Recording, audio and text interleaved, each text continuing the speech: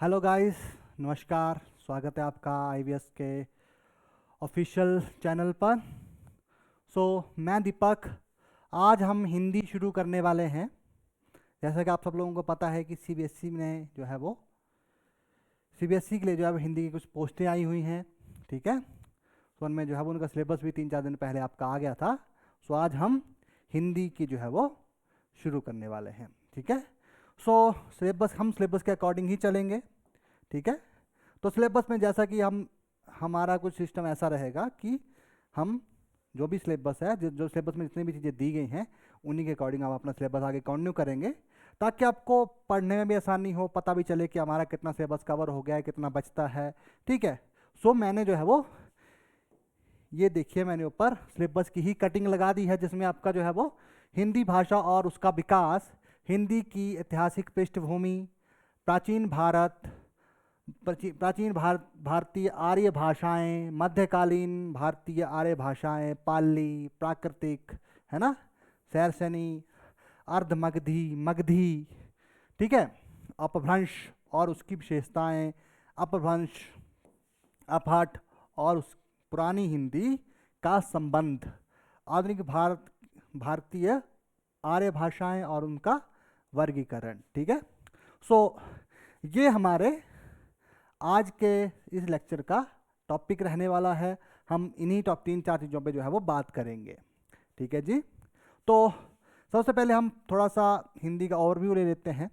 ठीक है। तो हिंदी के ओवरव्यू में अगर हम बात करें, तो जैसा कि हम देख रहे हैं कि भारतीय आर्य भाषाओं का विभाजन जो है वो बेसिकली आपका 3 भागों में जो है वो आर्य भाषाएं विभाजित की गई हैं। ठीक है। हमारी जो आर्य भाषाएं हैं वो 3 भागों में विभाजित की गई हैं। प्राचीन भारतीय आर्य भाषाएं, मध्यकालीन भारतीय आर्य भाषाएं और आधुनिक भारतीय आर्य भाषाएं। अगर हम इनके समय का बात करें तो 1500 ईसा पूर्व से लेकर 500 ईसा पूर्व तक जो है आपका प्राचीन आर्य भाषा थी। उसके बाद हम मध्यकालीन आर्य भाषा की बात करें तो 500 ईसा पूर्व से ईस्वी से लेकर 1000 ईसा पूर्व तक आपका जो है वो मध्यकालीन आर्य भाषा रही। और 1000 ईस्वी से लेकर अब तक, ठीक है, 1000 ईस्वी से लेकर अब तक जो है आपका कौन सा चल रहा है, ये आपका आधुनिक आर्य भाषा जो है वो चल रही है। ठीक है। ये आपका एक मोटा सा हमने चार्ट बनाया था जिसमें हमने बात करी। ठीक है। सो ये आपका हिंदी का एक ओवरव्यू है, जिसमें हमने सबसे प्राचीनतम भाषा जो थी वो कौन सी थी, संस्कृत। उसके बाद हमने इसको थोड़ा सा जो है वो इसमें जो है वो चेंजेस हुए, तो ये लौकिक संस्कृत आई। ठीक है। लौकिक संस्कृत वो जिसमें हम जो है वो हमने अपने वेद लिखे हैं, अपने पुराण लिखे हैं, उसे लौकिक संस्कृत कहते हैं। ठीक है। फिर आपका जो है वो पहली प्राकृतिक भाषा है ना, प्राकृत भाषा। फिर ठीक है, जिसे हम जो है वो पाली बोलते हैं ना। फिर दूसरी प्राकृत जो है वो आपकी पाली हुई, है ना, जैसे मगधी, सैरसैनी, अर्धमगधी, है ना। फिर अर्धमगधी का अपभ्रंश। ठीक है। उसके आता है आपके पास नागर अपभ्रंश। ठीक है। जिसमें जो है वो जो कि अभी आपका, जिसमें बेसिकली आपका अपभ्रंश से जो है वो अपभ्रंश और हिंदी भाषा को, जो अभी आपकी आधुनिक हिंदी है, और उसको और अपभ्रंश को, जो उन दोनों, जहाँ पे वो दोनों चीज़ें मिल रही थी आपस में, जब उन दोनों चीज़ों का संगम हो रहा था, बेसिकली आपका नगरी नागर अपभ्रंश बोलते हैं। ठीक है। तो इसे भी आपको जो है वो पूर्वी हिंदी और पश्चिमी हिंदी में जो है वो हमने पढ़ा। अब इन दोनों पूर्वी हिंदी और पश्चिमी हिंदी को मिलाकर जो है फिर हमने जो है वो बेसिकली आपका किसका निर्माण किया, वर्तमान हिंदी का निर्माण हुआ आपका। ठीक है जी। चलिए, ये आपका जो हमारी हिंदी भाषा का जो है वो क्या हुआ है, मतलब हिंदी भाषा आगे हमारी जो है वो उसका निर्माण कैसे हुआ, हिंदी भाषा बनी कैसे। तो सबसे पहले थी संस्कृत, है ना, 1500 ईसा पूर्व से लेकर 500 ईसा पूर्व तक। फिर पाली आई 500 ईसा पूर्व से लेकर 1 ईस्वी तक। ठीक है। फिर प्राकृतिक भाषा 1 ईस्वी से लेकर 500 ईस्वी तक। ठीक है। और 500 ईस्वी से लेकर 1000 ईस्वी तक आपकी अपभ्रंश रहे, और 1000 ईस्वी से लेकर अब तक आपके जो है वो क्या चल रहे हैं, अब तक आपके जो है वो हिंदी भाषा चल रही है। ठीक है जी। बेसिकली संस्कृत को हम वैदिक और लौकिक दो भागों में विभाजित किया हमने, जो कि हम पीछे बात कर चुके हैं। पाली भाषा जो है वो जिसमें आपके किसके, बुद्ध के उपदेश आते हैं। ठीक है, पाली भाषा जिसे बेसिकली आपकी पाटलिपुत्र की भाषा भी बोलते हैं। ठीक है, पाटलिपुत्र कहाँ पे है, बिहार में है ना। और जो है वो इसे जो इसमें जो है बुद्ध के उपदेश भी इसे बोला जाता है बेसिकली। ठीक है,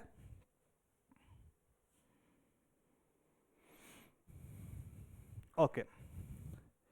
उसके बाद आता है आपके पास प्राकृतिक। ठीक है, प्राकृतिक भाषा को बेसिकली जन सामान्य की भाषा बोलते हैं। ठीक है, फिर आपकी आती है अपभ्रंश, जिसे हम लोक भाषा भी बोलते हैं। और हिंदी भाषा तो वो है जिसे हम आज पढ़ रहे हैं, लिख रहे हैं, बोल रहे हैं। ठीक है, तो उसे बेसिकली कहा जाता है आपका अपभ्रंश। ठीक है, ओके, चलिए आगे बढ़ते हैं।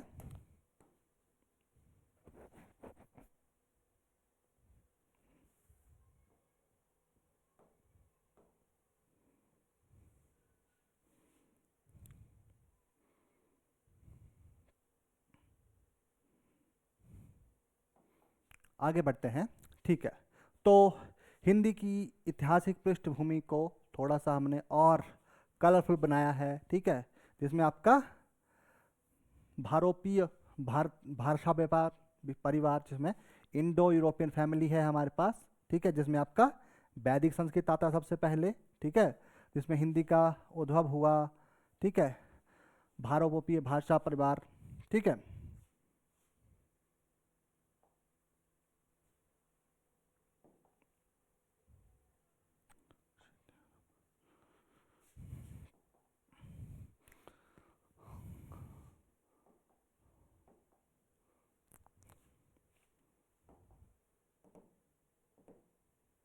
ओके, चलिए। तो उसके बाद आपके पास मध्यकालीन आर्य भाषाएं, तो जिसमें आपका जो है वो पाली, प्राकृत और अपभ्रंश के बारे में बात हुई है। ठीक है, पाली भाषा जैसे मैंने आपको बताया कि बौद्ध साहित्य की भाषा है, त्रिपिटक है ना। त्रिपिटक आप लोगों को पता होंगे, है ना। आप लोगों ने जो है वो 11th-12th में या फिर ग्रेजुएशन में जो है वो जिन्होंने हिस्ट्री रखी थी उन्हें त्रिपिटक के बारे में पता होगा, जिसमें जो आपका जो है वो विनय पिटक, सुत्त पिटक और अभिधम पिटक, जो कि आपके बौद्ध साहित्य के सबसे मेन सबसे 3 ग्रंथ हैं, विनय पिटक, सुत्त पिटक और अभिधम पिटक, जिन्हें जो है बेसिकली पाली भाषा में रचा गया। प्राकृत भाषा जो है बेसिकली जैन साहित्य की भाषा है। ठीक है, जैन है ना, जैन साहित्य की भाषा है ना। और जन सामान्य जो है वो इस भाषा को उपयोग करते थे। ठीक है, और बोलचाल की भाषा भी से हम कहते हैं। ठीक है, उसका हम बोलते हैं अपभ्रंश। अपभ्रंश क्या होता है, जब किसी चीज़ का जो है वो, जब जैसे हम संस्कृत को तोड़ मरोड़ कर जो है वो कोई एक उसका जो है वो बहुत ही सरल तरीका है ना। मतलब कि क्या है, जैसे आप कोई चीज़, जैसे आप पायरेटेड थिंग्स होती हैं। ठीक है, जो नकली चीज़ें होती हैं ना। जैसे मतलब किसी चीज़ का जो है वो, जैसे हम किसी ओरिजिनल ब्रांड का एक डुप्लीकेट ब्रांड लेते हैं, मतलब उसको जो है वो दिखता उसी की तरह ही है, लेकिन थोड़ा सा वो डिफरेंट होता है, थोड़ा सा सस्ता होता है वो। ठीक है, अगर आप जो है वो एडिडास और प्यूमा के शूज़ लेने जाएं तो आपको वो कितने के पड़ेंगे, 8-10 हज़ार के पड़ेंगे।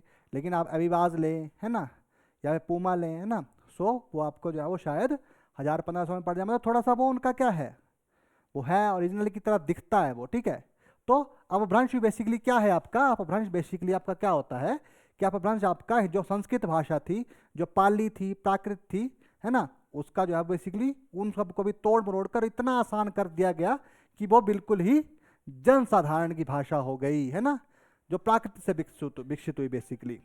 ठीक है, यहीं से आपका जो है वो क्या चला, यहीं पे आपका शुरू हुआ आधुनिक हिंदी। ठीक है, यहीं से आपका किसका जन्म हुआ, आधुनिक हिंदी का जन्म हुआ। ठीक है, ओके। सो फिर अपभ्रंश से जो है आपका प्रारंभिक हिंदी का रूप जो है वो, उसे हम बेसिकली ब्रज भाषा बोलते हैं, है ना। अपभ्रंश से कौन सी भाषा निकली, ब्रज भाषा निकली, अवधी निकली, खड़ी बोली निकली। ठीक है, सो ये अपभ्रंश से उत्पन्न हुई भाषाएं हैं। ठीक है, उसके हम बात करें तो अपभ्रंश के बाद आपके बाद आता है आपका फिर आधुनिक हिंदी का विकास। अपभ्रंश के बाद क्या आता है? आधुनिक हिंदी का विकास। ठीक है, आधुनिक हिंदी का विकास। सो आधुनिक हिंदी में आपको अगर हम देखेंगे तो उस वक्त 19वीं सेंचुरी में जो है वो आधुनिक हिंदी को जो है वो विकास हुआ। ठीक है, जिसमें आपकी जो है वो खड़ी बोली का विकास हुआ, हिंदी पत्रकारिता और साहित्य का विस्तार हुआ, शिक्षा और प्रशासन में हिंदी का प्रयोग जो है आपका बढ़ा। ठीक है, शिक्षा और प्रशासन में क्या हुआ? हिंदी का प्रयोग बढ़ा। ठीक है, और 19वीं शताब्दी में जो है वो 19वीं शताब्दी में जो है वो हिंदी ने जो है वो आधुनिक रूप धारण कर लिया। ठीक है, और आपको अगर बात होगी, प्रश्न यहाँ से उठ सकता है कि आधुनिक हिंदी भाषा के जनक किसे कहा जाता है? तो यहाँ पे हमारे पास है भारतेंदु हरीशचंद्र। ठीक है, भारतेंदु हरीशचंद्र जो हैं वो हिंदी भाषा के, आधुनिक हिंदी भाषा के जनक माने जाते हैं। ठीक है, स्वतंत्रता के बाद जो है वो आपको हिंदी भाषा को राजभाषा घोषित किया गया है ना, और संविधान के अनुच्छेद 343 के अंतर्गत जो है वो हिंदी भाषा को जो है वो भारत की राजभाषा घोषित किया गया है। ठीक है, और हिंदी भाषा जैसे कि हमें पता है कि देवनागरी लिपि में लिखी जाती है। प्रशासन, न्याय, शिक्षा, मीडिया और तकनीक में आपका व्यापक प्रयोग जो है वो हिंदी भाषा का होता है। ठीक है, हिंदी भाषा जो है वो आज भारत की राजभाषा है। ठीक है, और ये हमारी राष्ट्रीय एकता का भी एक प्रतीक माना जाता है। ठीक है, अगर हम देखें तो मैंने एक फ्लो चार्ट भी नीचे बनाया है। संस्कृत के बाद उसके हम प्राकृतिक में आए, फिर अपभ्रंश में आए, है ना, फिर प्रारंभिक हिंदी, फिर आधुनिक हिंदी। अब जो है वो 1950 के बाद जो है वो हिंदी को राजभाषा का दर्जा मिला। ठीक है जी, ये तो थोड़ा सा एक ओवरव्यू था हिंदी के बारे में जो हमने लिया। ठीक है, अब हम इन सब चीज़ों को थोड़ा सा विस्तार में पढ़ेंगे। तो सबसे पहले बात करते हैं प्राचीन भारत की आर्य भाषा।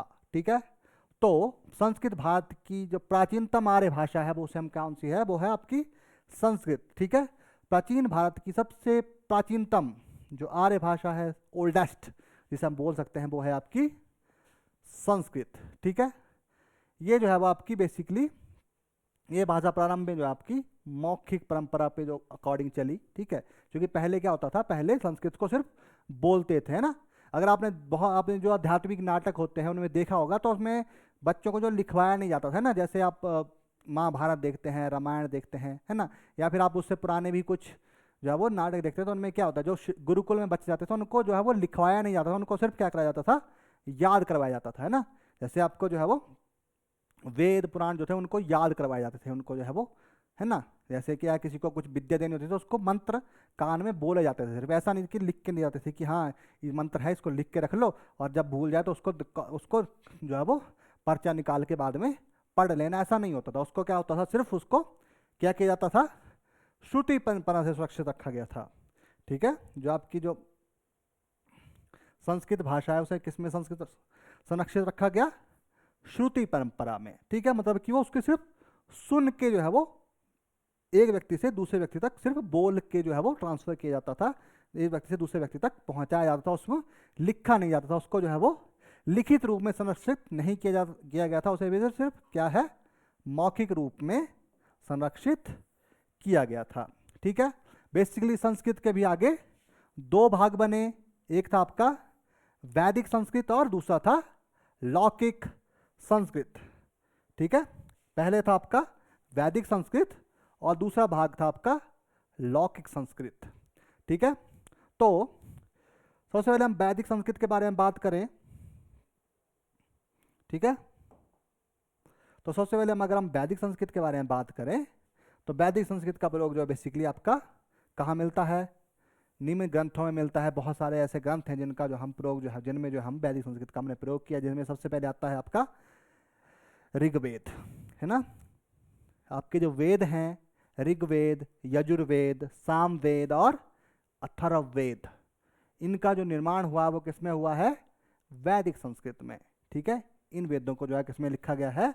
वैदिक संस्कृत में लिखा गया है। ऋग्वेद इनमें सबसे प्राचीनतम है। सबसे पुराना कौन सा वेद है? ऋग्वेद। ठीक है, सो ये रहा।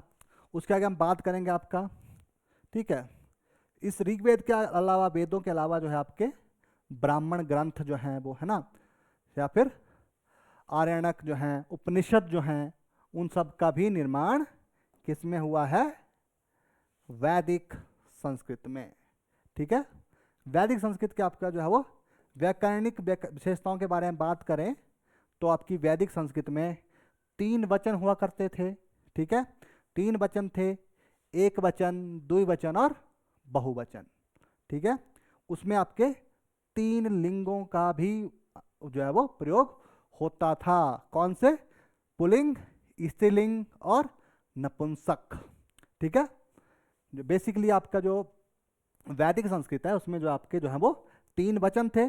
ठीक है, जो हमने डिस्कस किए, एक वचन, द्विवचन और बहुवचन। उसके बाद आता है आपके लिंग, है ना। तो वैदिक संस्कृत में आपके पास 3 लिंगों का वर्णन है। ठीक है, पुल्लिंग, स्त्रीलिंग और नपुंसकलिंग। और इसमें जो है बेसिकली आपकी 8 विभक्तियां होती थी, प्रथमा, द्वितीया, तृतीया, चतुर्थी, पंचमी, है ना, षष्ठी, सप्तमी और संबोधन। ठीक है, अगर आप लोगों ने 10th तक संस्कृत पढ़ी है तो अगर आप देखते हैं जो धातुएं लिखते थे या फिर आप जो लिखते थे ना, धातुएं लिखी जाती थी या फिर आपके शब्द लिखे जाते थे, है ना, उसमें जो आपका जो है वो क्या इन सब वचनों का प्रयोग होता था ना, एक वचन, द्विवचन, बहुवचन, है ना, प्रथम पुरुष, है ना, प्रथमा, द्वितीया, तृतीया, चतुर्थी, पंचमी, षष्ठी, सप्तमी और संबोधन, है ना, लता, है ना, जैसे लता, लता, लता, लताम, लते, लता, लताया, लता भी, लता, है ना, लतस्य। ठीक है, मुझे ढंग से संस्कृत के वो वाली, है ना, तो याद नहीं है, लेकिन मुझे उसके पहले 2-3 याद हैं। ठीक है, सो ये आपकी विभक्तियां थी, है ना। सो ये संस्कृत में उपयोग होती थी। ठीक है, अगर हम बात करें इसके ग्रामर की, इसके व्याकरण की बात करें तो वैदिक भाषा में आपका जो है वो बेसिकली 52 वर्ण थे। ठीक है, 52 ध्वनियाँ थी। ठीक है, वैदिक संस्कृत की आपकी वर्णमाला जो थी उसमें 52 वर्ण थे, 52 ध्वनियाँ थी। ठीक है, जिनमें से आपकी जो है 13 स्वर हैं और 39 व्यंजन। ठीक है, 52 ध्वनियाँ आज भी हिंदी भाषा में हिंदी भाषा में जो वर्णमाला है उसमें 52 ही क्या हैं? वर्ण हैं। ठीक है, जिनमें 11 स्वर, 33 व्यंजन, है ना, अनुनासिक, संयुक्त व्यंजन, तो ये बहुत सारी चीज़ें हैं। ठीक है, इनको मिला के जो है हम 52 बनाते हैं, है ना। लेकिन संस्कृत भाषा में पहले से ही 52 वर्ण थे, जिनमें से आपका क्या था? 13 स्वर और 39 व्यंजन। 13 स्वर और 39 व्यंजन, जिनका जो है वो वर्णन जो है वो किया गया है। ठीक है, वैदिक संस्कृत के बाद आती है आपकी लौकिक संस्कृत। ठीक है, या फिर लौकिक भाषा। ठीक है, तो वैदिक संस्कृत के बाद जो है आपका जो है वो बाद की अवस्था उसे हम बेसिकली बोलते हैं लौकिक संस्कृत। ठीक है, ओके। तो इस भाषा को संस्कृत का जो है वो क्लासिक संस्कृत भी कहते हैं। इस भाषा को जो है वो संस्कृत की जो है वो क्लासिक संस्कृत भी कहते हैं। ठीक है, और जो लौकिक संस्कृत का है जो है वो भाषाई विवेचन। ठीक है, मतलब भाषाई तौर पर लौकिक संस्कृत का जो प्रयोग था सबसे पहले किसने किया था? सबसे पहले आपका जो है वो पाणिनि की कृति है ना। आपने पाणिनि का नाम सुना होगा, है ना। पाणिनि हमारे मशहूर एक लेखक रहे हैं, है ना। उनकी एक बहुत मशहूर किताब है अष्टाध्यायी, है ना। तो बेसिकली पाणिनि की जो अष्टाध्यायी किताब है, जो उपन्यास है, उसमें जो है बेसिकली आपका किसका प्रयोग हुआ है? लौकिक भाषा का। ठीक है, बेसिकली उसमें वैदिक संस्कृत का प्रयोग नहीं हुआ है, उसमें किसका प्रयोग हुआ है? लौकिक संस्कृत का। ठीक है, तो पेपर में प्रश्न आ सकता है। ठीक है, बेसिकली अगर आप देखेंगे तो पेपर का जो अभी जो आपका पैटर्न है वो थोड़ा सा चेंज होगा। ठीक है, क्योंकि पहले जो था वो पीजीटी के जो है वो 2 पेपर होते थे, पेपर 1, पेपर 2, है ना। और करवाता कौन था? HPPSC करवाता था। ठीक है, हिमाचल की ही जो है वो उसमें, तो उसे क्वेश्चनों का जो सेगमेंट था ना वो थोड़ा अलग रहता था, तरीका अलग रहता था। अभी जो है बेसिकली क्या है, अभी जो है वो पेपर जो है वो किसने करवाना है? TCS ने करवाएगा। TCS जो है वो थोड़ा सा स्टेट के नहीं सेंट्रल लेवल के पेपर लेता है, तो बेसिकली उसके प्रश्न पूछने का तरीका भी थोड़ा सा डिफरेंट रहने वाला है, अलग रहेगा। सो हम जो है वो हर तरह से इन चीज़ों को पढ़ेंगे, हर तरह से इन चीज़ों का एक्सप्लेनेशन देखेंगे, ताकि हमें कोई भी प्रश्न ऐसा ना हो जो हमारे से छूट जाए। ठीक है, सो यहाँ पे प्रश्न इस तरह से भी बन सकता है कि लौकिक भाषा का जो भाषाई विवेचन किसने किया था या किस ग्रंथ में सबसे पहले हुआ है, तो सबसे पहले कौन से में हुआ है, ये आपका पाणिनि कृति में जो है वो, जिसका नाम है अष्टाध्यायी, है ना। फिर इस भाषा में आपको रामायण, महाभारत, अर्थशास्त्र, नाट्यशास्त्र, अभिज्ञान शकुंतलम, है ना, कादम्बरी आदि की जो प्रसिद्ध रचनाएं हैं वो भी देखने को मिलती हैं। ठीक है, और वैदिक संस्कृत की जो 4 ध्वनियाँ थी, ठीक है, वैदिक संस्कृत में आपको कितने वर्ण थे, 52, है ना। वैदिक संस्कृत में जब हम बात कर रहे थे तो हमने 52 वर्णों की बात की। ठीक है, लेकिन जैसे ही हम लौकिक संस्कृत में आए तो हमारे जो वर्ण रह गए वो 52 से कम होकर कितने रह गए, 48। ठीक है, लौकिक संस्कृत में हमारे जो वर्ण थे वो कम होकर 48 रह गए, मतलब कितने हो गए, 4 वर्ण हमारे कम हो गए। ठीक है, तो बेसिकली आपका जो री था, री, है ना, या फिर री प्लस री का री, है ना, या फिर री। ठीक है, तो इसमें री और री का कॉम्बिनेशन था, तो ये 4 वर्ण जो थे बेसिकली कम हो गए, है ना। लेकिन बेसिकली ये जो ऊपर के 2 वर्ण हैं इन्हें हम हिंदी में आज भी उपयोग करते हैं, लेकिन अब इन दोनों का उपयोग जो है वो बेसिकली नहीं होता। ठीक है, लौकिक संस्कृत में इन 4 वर्णों को जो है वो निकाल दिया गया। ठीक है, कि ना री का प्रयोग नहीं होगा, लरी का प्रयोग नहीं होगा, या फिर री का प्रयोग नहीं होगा, या फिर री का प्रयोग नहीं होगा। ठीक है, सो इसको ले जाए वो लौकिक संस्कृत से ये चीज़ें निकाल दी गई। ठीक है, और अब हम बात करते हैं आपकी मध्यकालीन आर्य भाषा की। तो मध्यकालीन जो आर्य भाषा थी बेसिकली उसे कितने चरणों में बांटा गया, 3 चरणों में बांटा गया था। मध्यकालीन आर्य भाषा को बेसिकली 3 चरणों में बांटा गया था। ठीक है, उसे हम एक बार देख लेते हैं। तो प्रारंभिक मध्यकालीन, फिर मध्य मध्यकालीन और उत्तर मध्यकालीन। ठीक है, मतलब कि पहले शुरू का मध्यकालीन, फिर मध्य का मध्यकालीन और उत्तर का मतलब कि जब समाप्त, है ना, मतलब कि जब जो है वो आपका उत्तर मध्यकालीन, मतलब जो आधुनिक की तरफ जब हम बढ़ रहे थे, तो आधुनिक और मध्यकालीन के बीच लास्ट के जो समय है उसे हम बेसिकली किसे क्या कहते हैं, उत्तर मध्यकालीन। ठीक है, तो आपका जो प्रारंभिक मध्यकालीन है ये आपका बेसिकली रहा है 600 ईसा पूर्व से लेकर 200 ईस्वी पूर्व तक। ठीक है, जो आपका प्रारंभिक मध्यकालीन हिंदी भाषा का जो समय रहा है वो रहा है 600 ईसा पूर्व से लेकर 200 ईसा पूर्व तक। ठीक है, और इसमें आपकी जो है वो बेसिकली कौन सी प्रमुख रूप हैं भाषा के, वो हैं आपके पाली है। ठीक है, इसमें जो है वो अर्धमगधी और मागधी भाषा का जो हमने बेसिकली प्रयोग देखा।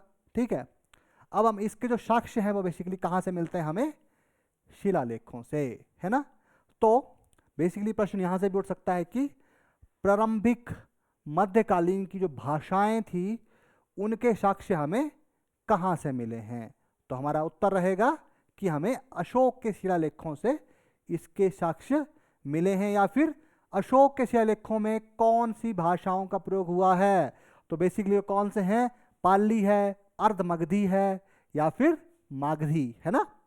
ओके, तो ये जो है वो आपका इसका जो उदय हुआ, ठीक है, इसकी जब विशेषताओं के बारे में बात करें तो संस्कृत से अलग होकर इसने जन भाषा का उदय हुआ। ठीक है, संस्कृत जो भाषा थी ना, संस्कृत अगर आप आज भी पढ़ें तो आपको बहुत डिफिकल्ट होती है। ठीक है, संस्कृत को पढ़ना, उसको याद रखना, उसके नियमों के बारे में समझना, तो उसका व्याकरण समझ पाना थोड़ा सा कठिन है।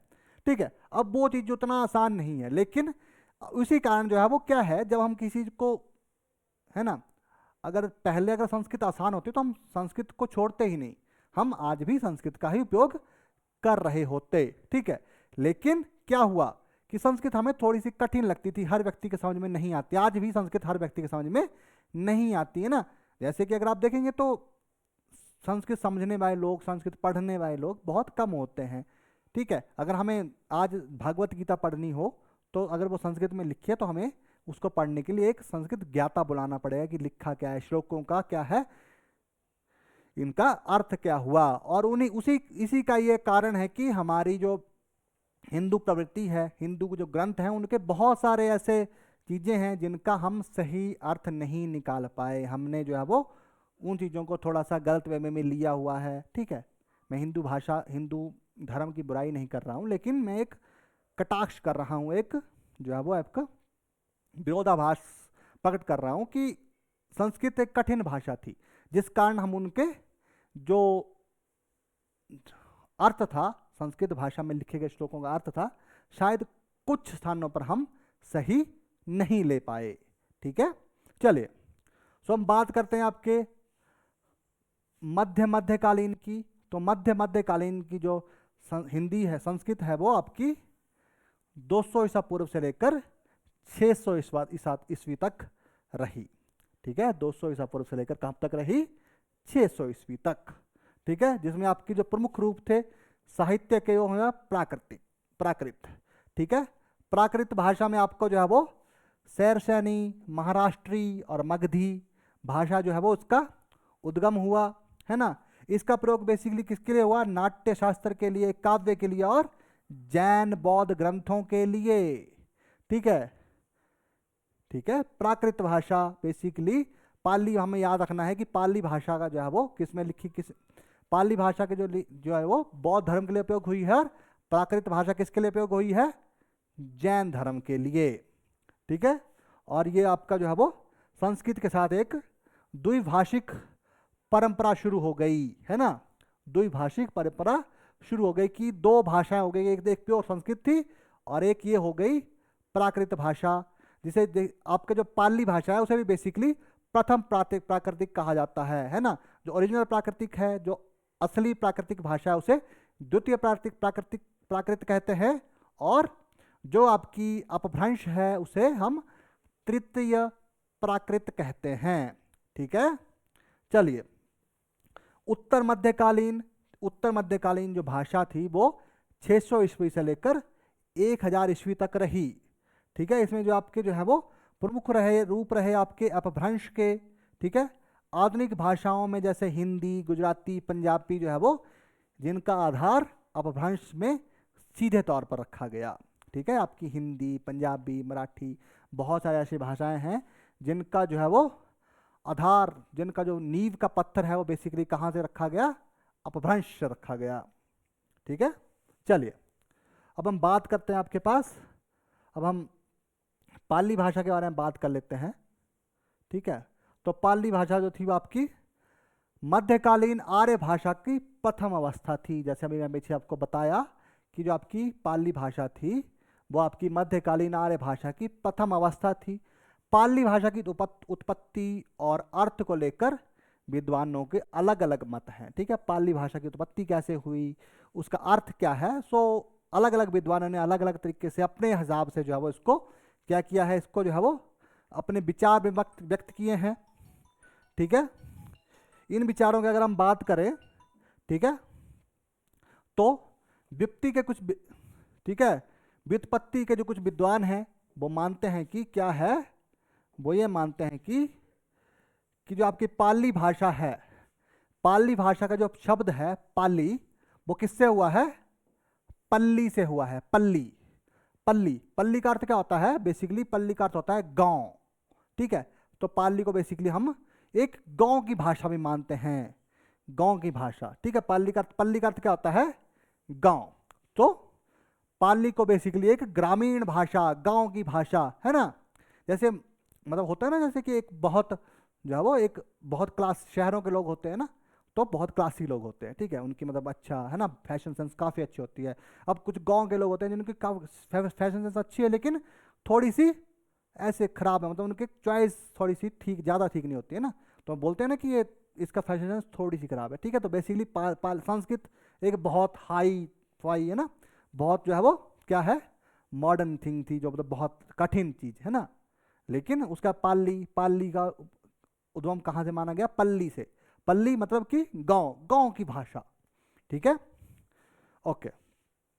फिर आपका जो है वो आपका विकास क्रम, तो कुछ विद्वानों के अनुसार जो है वो आपकी प्राकृत से पहले जो है वो पाइल, प्राकृत से पहले पाइल के अंत में जो है वो पाली शब्द निकला। ठीक है, प्राकृत से पहले जो आपका प्राकृत के अंत के बाद जो है वो आपका पायल शब्द से जो है वो पाली भाषा निकली, पाली का उद्गम हुआ।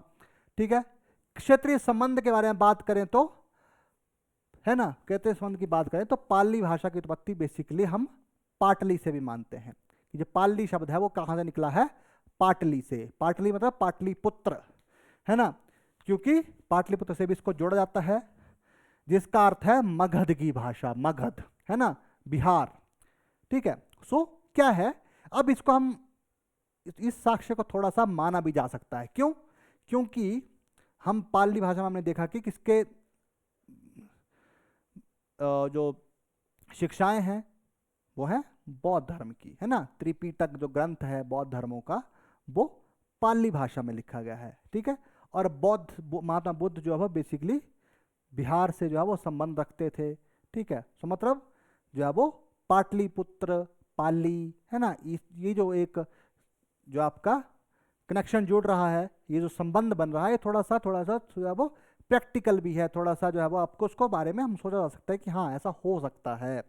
ठीक है, ओके, तो बेसिकली से मगध की भाषा भी कहा गया, और पाठ से रूपांतरण, कुछ विद्वान इसे जो है वो पाठ शब्द का रूपांतरण भी मानते हैं, पाठ।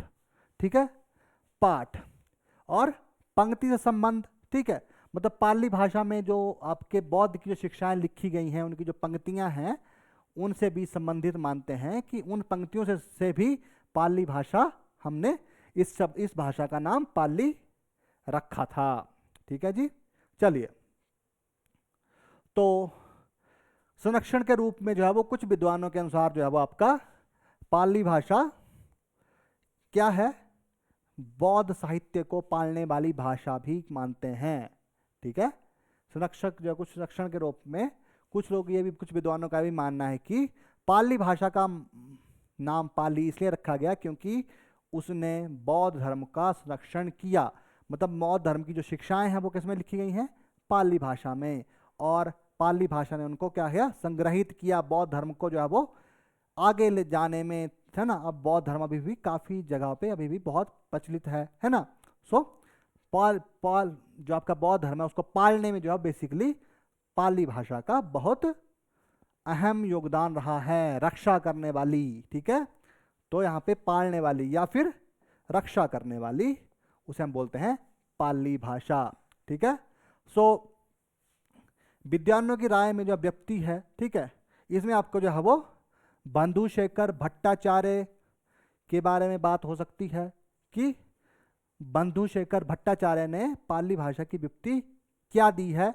सो उनके अकॉर्डिंग जो है वो पहले पाली भाषा कैसे बनी, पंक्ति से शब्द बना पंक्ति, फिर पत्ती शब्द बना, फिर पट्टी शब्द बना, फिर पल्ली शब्द बना, और अंत में बना पाली शब्द।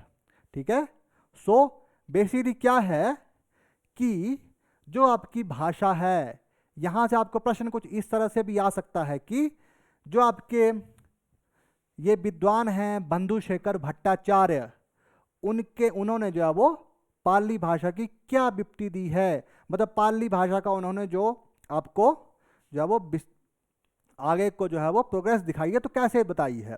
सो वहाँ पे आपको जो है वो ये शब्द जो है वो पांचों छह शब्द जो है वो बेसिकली अलग अलग तरह से देखने को मिल सकते हैं, है ना, क्योंकि इन्हीं अगर शब्दों को जो है वो मैं अगर उल्ट पलट कर दूं तो आपको 4 ऑप्शन आराम से बन जाएंगे।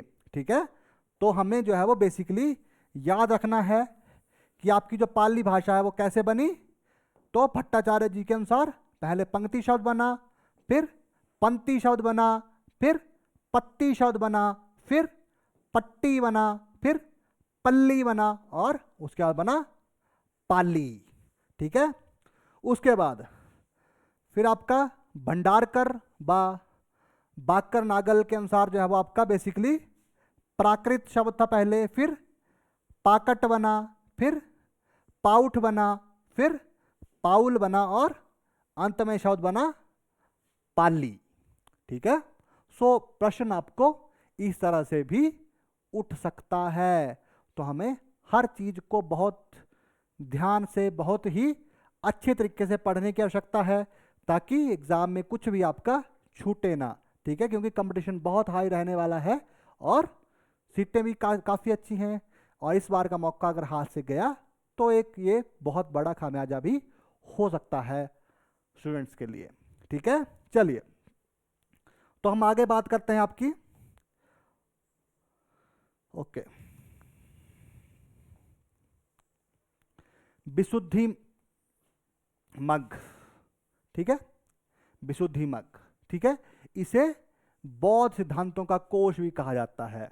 ठीक है, इसके अन्य नाम आपके क्या हैं, पाली भाषा के अन्य नाम क्या हैं, तो हम देखेंगे तो विशुद्धि मग जी ने से जो है वो बेसिकली पाली भाषा के अन्य नाम क्या रखे हैं आपको, सो सुसंधि कप और कच्चान गंध भी कहते हैं इसे।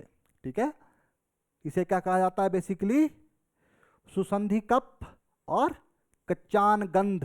ठीक है, इसे जो है वो बेसिकली आपका ये दो चीज़ें जो है आपकी सुसंधि कप और कच्चान गंध, ये जो है बेसिकली पाली भाषा के श्रेष्ठ व्याकरण माने जाते हैं। क्या है, सुसंधि कप और कच्चान गंध, इन्हें जो है वो बेसिकली पाली भाषा के श्रेष्ठ व्याकरण माना जाता है।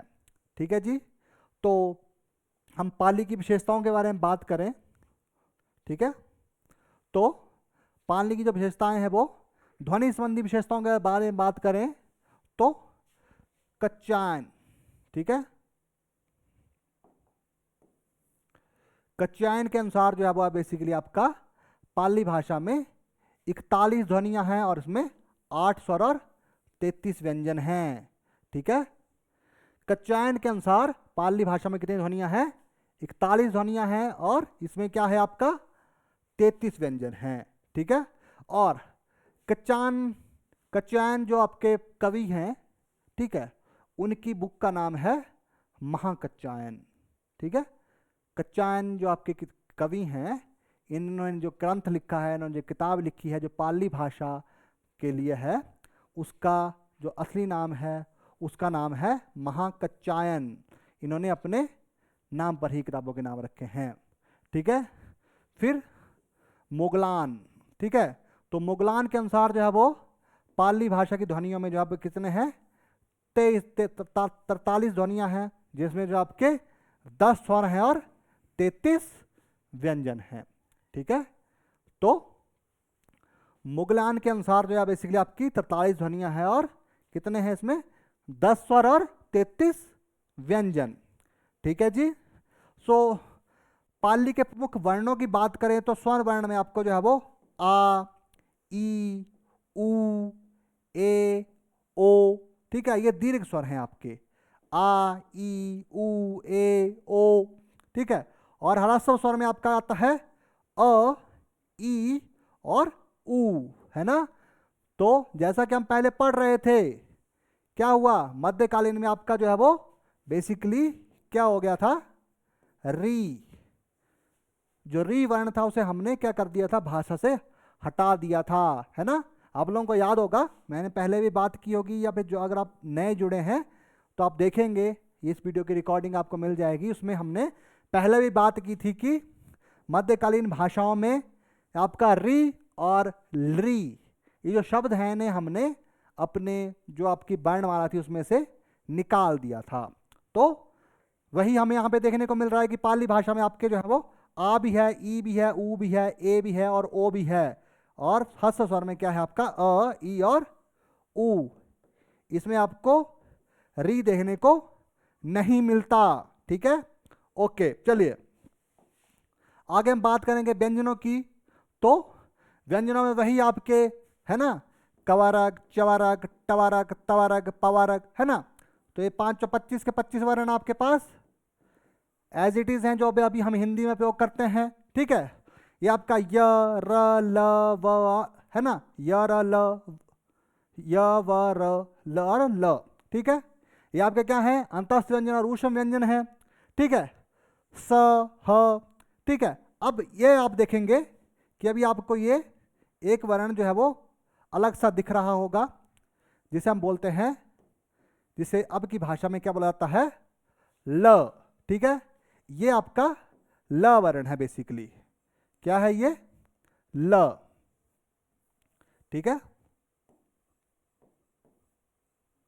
इसे बेसिकली क्या कहते हैं, ल। और ये आपका अंग। ठीक है, तो ये आपके व्यंजन थे। ठीक है, जिन्हें हमने पाली भाषा की वर्णमाला में उपयोग किया। ठीक है, तो जैसे मैंने पहले भी आपको बताया कि वर्णमाला में जो परिवर्तन हुआ है उसमें क्या हुआ था, री और लरी पाली भाषा में समाप्त हो गए थे। ठीक है, व्यंजनों का जो अब आपका सरलीकरण हो गया है ना। सरलीकरण कैसे हो गया, इसमें अगर आपको एक चीज कम दिख रही होगी, इसमें इस पूरे वर्णमाला में आपको श और ये श, इन दोनों को नहीं देखा आपने। इन पूरी वर्णमाला में ये आपके श और श देखने को आपको नहीं मिले। तो इसका आंसर यहाँ पे है कि आपका जो व्यंजनों का सरलीकरण हुआ, तो आपकी जो श ध्वनि है या श ध्वनि है, इनको बदल के हमने किसमें बदल दिया, स हो गई। ठीक है, यह शब्द थे आपके शिष्य। संस्कृत में हम शिष्य शब्द उपयोग करते थे, पाली में वो क्या हो गया, सिसो। ठीक है, क्या हो गया, सिसो, सिसो, सो। ठीक है, ओके। तो संयुक्त व्यंजनों में पाली भाषा में देखेंगे तो संयुक्त व्यंजनों में पाली भाषा में आपके अत्यधिक सरलीकरण हो गया और भाषा बोलनी जो है वो और भी आसान हो गई। ठीक है जी, तो हमने पाली भाषा के बारे में बात की। ठीक है, अब इसके हम व्याकरणिक संरचना के बारे में बात करें। पाली भाषा की व्याकरणिक संरचना के बारे में अगर हम बात करें तो आप देखेंगे कि पाली भाषा में जो है आपके दो ही जो है वो लिंग रह गए। ठीक है, पुल्लिंग और स्त्रीलिंग, जो कि अभी तक भी हम दो ही लिंगों का प्रयोग करते हैं, पुल्लिंग और स्त्रीलिंग। पाली भाषा से नपुंसक लिंग का लोप हो गया। पाली भाषा से क्या हो गया, नपुंसक लिंग का लोप हो गया। ठीक है, तो प्रश्न हमें यहां से भी उठ सकता है कि नपुंसक लिंग का लोप किस भाषा में हुआ है, तो किसमें हुआ है, पाली भाषा में। ठीक है, सबसे पहले सर्वप्रथम नपुंसक लिंग का लोप कहाँ हुआ था, तो वो हुआ था पाली भाषा में। ठीक है, ओके। तो पाली भाषा में अगर वचनों की बात करें तो द्विवचन का लोप भी हो गया। अभी हम कौन से करते हैं, एक वचन और बहुवचन, लेकिन संस्कृत में कितने वचन थे, तीन, एक वचन, द्विवचन और बहुवचन। तो द्विवचन का भी पाली भाषा में क्या हो गया, लोप हो गया। ठीक है जी, ओके। और अधिकतर तो व्यंजनांत जो प्रतिपादित स्वरांत होने लगे जो है वो, ठीक है, जो व्यंजनों से अंत होते थे जो चीजें, वो अब कहां से अंत होने लगी, स्वरों से। ठीक है, मैंने यहां पे क्या लिखा है कि अधिकतर व्यंजनांत, व्यंजन जमा अंत, व्यंजनांत, प्रतिपादिक स्वरांत, स्वर जमा अंत, स्वरांत। ठीक है, होने लगे। इस प्रक्रिया में अंतिम हलंत व्यंजन हटने लगा। इसमें हमने क्या कर दिया, अंतिम व्यंजन जो हलंत था, अंतिम जो व्यंजन था वो हटा के हमने सिर्फ स्वर में अंत करना शुरू कर दिया। ठीक है, जैसे हमारा शब्द था जगत, तो हम इसको क्या कर दिया, जग। शब्द था राजन, है ना, राजन, हमने इसको बना दिया राज। ठीक है, सो मतलब हमने क्या कर दिया, इसको व्यंजनांत से लेकर हटाकर स्वरांत पे ले आए हम लोग। पाली भाषा क्या हो गया, ने क्या किया, इसको जहां पे शब्दों का अंत व्यंजन से अंत होता था, अब किसमें होने लगा, स्वरों में। ठीक है, क्योंकि संस्कृत भाषा में राजा या राज को क्या बोलते हैं, राजन, है ना। आपने सुना होगा ना, जो भी आपके दरबारी कवि होते थे या फिर जो आपके जो गुरु होते थे ना, जैसे महाभारत में देखा आपने, दरबारों में राजगुरु होता है, महाभारत में भी राजगुरु होता था, या फिर हर सभा, इंद्र की सभा में भी राजगुरु हैं बृहस्पति, है ना। चाहे आप असुरों की सभा देख लो, उसमें भी राजगुरु कौन है ना, उसमें भी है राजगुरु। सो क्या है कि अब वो क्या बोलते हैं, अपने जो राजा उसको हम क्या बोलते हैं, उसे बोलते हैं कि राजन, वो क्या बोलते हैं, है ना, हे राजन, है ना, ऐसा बोलते हैं कि हे राजा, ठीक है, नहीं, वो कैसे बोलते थे कि हे राजन, तो राजन, न जो है वो हम हलंत प्रयोग करते थे, लेकिन जैसे हम पाली भाषा में आए तो हमें क्या हुआ, हमने जो है वो राजन शब्द की जगह राजा शब्द या राज शब्द प्रयोग करना शुरू कर दिया, या फिर कि जगत, जगत जननी, है ना, माता अम्बा, है ना, जगत जगन जननी, है ना, जगत, तो हमने जगत को क्या कर दिया, जग बना दिया, जगत, ठीक है। ओके गाइस, सो आगे बात करते हैं हम लोग विभक्तियों और पसर्गों, जो आपकी परसर्गों की जो जटिलता थी वो हमने दूर कर दी, हमें विभक्तियां हटा दी, है ना, विसर्गें हटा दी, ठीक है, तो ये भी पाली भाषा में ये भी थोड़ी सी आसानी हो गई, ठीक है। और पाली की क्रिया रचना से ही हिंदी में प्रयुक्त होने वाली क्रियाओं का विकास होना प्रारंभ हो गया था, ठीक है, कि मतलब पाली भाषा में जो चीज़ें हमने अपनाई थी उन्हीं से जो था आपका हिंदी भाषा का विकास होना आरंभ हो गया था, ठीक है जी। जैसे आपका भूत, ठीक है, भूत क्या हुआ, हुआ या हुई रूप में जो है वो हिंदी का विकास हुआ, भूत का मतलब भूतकाल, ठीक है, ओके। जो आपकी शब्दकोशीय प्रवृत्तियां हैं, ठीक है, शब्दकोशीय प्रवृत्तियां हैं, तो आप देखेंगे कि आपकी पाली भाषा की शब्द संपदा का जो है वो आधार जो है वो आपका स्वाभाविक रूप से क्या था, तद्भव शब्द, ठीक है, पाली भाषा का जो आपका आधार था स्वाभाविक रूप से वो क्या होगा, तद्भव शब्द, है ना। हिंदी भाषा में हमने 3-4 चीजें पढ़ी हैं, तत्सम, तद्भव, देशज, विदेशज। सो जो संस्कृत भाषा से शब्द हमने हिंदी में लिए हैं एज इट इज, बिना किसी परिवर्तन के, उन्हें हम तत्सम शब्द बोलते हैं। फिर जब हमने शब्दों को थोड़ा सा तोड़ मरोड़ करके चेंज करके लिया, उन्हें हम क्या बोलते हैं, तद्भव शब्द। सो बेसिकली आपकी जो पाली भाषा है उसमें यही चीज आरंभ हुई कि क्या हो गया, जो आपके संस्कृत के शब्द थे उन्हें हम थोड़ा सा तोड़ मरोड़ कर हमने पाली भाषा में डाला, और अब जो है हम हिंदी भाषा में उन्हीं शब्दों का प्रयोग करते हैं। तो यहाँ पे लिखा गया है कि पाली की शब्द संपदा का आधार स्वाभाविक रूप से तद्भव शब्द था, ठीक है। तो शब्दकोशीय प्रवृत्तियों के बारे में बात कर लें तो हम देखेंगे कि ये हमने पहले डिस्कस कर चुके हैं हम लोग कि पाली भाषा के शब्द शक्तियों का जवाब बेसिकली क्या था, स्वाभाविक रूप जो था वो तद्भव शब्द था, और स्थानीय देशज शब्दों का विकास तेजी से हुआ, है ना, स्थानीय जो देशज शब्द थे उनका विकास भी बहुत तेजी से हुआ पाली भाषा में। जैसा शब्द था घण, है ना, घण किसे बोलते हैं हम लोग, स्त्री को, ठीक है। फिर शब्द था बप, बप, बप से ही स्वाभाविक रूप से बाद में बाप शब्द बना होगा, है ना, बप, बप से ही को ही हमने दोबारा से थोड़ा सा और अच्छा बना के, थोड़ा सा और अच्छा बना के प्रयोग किया तो बना बाप, है ना, ओके।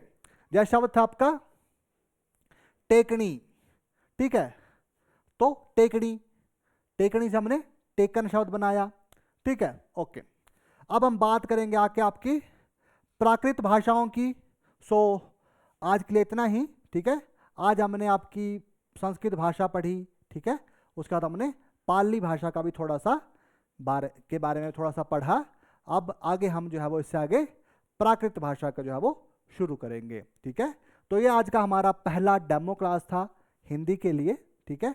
हम कल भी डेमो क्लास करेंगे, परसों भी डेमो क्लास रहेगी आपकी एक, तो 2-3 दिन आप डेमो क्लासेस हमारी चलेंगी, ठीक है। क्लासेस का समय यही 6 से 7 रहेगा। सो आप लोग जो है वो हमारे साथ हिंदी पढ़ सकते हैं। हमने जो है वो हमारे पास जो है वो कंप्यूटर साइंस के भी कोर्सेज चले हुए हैं, पॉलिटिकल साइंस भी चल रहा है। सो अगर आपका हिंदी के अलावा भी कोई और सब्जेक्ट है तो तब भी आप हमारे साथ जो है वो आ सकते हैं, बात कर सकते हैं, हम आपको उनकी भी कोचिंग करवाते हैं। ओके गाइस, ठीक है जी, धन्यवाद, मिलते हैं कल।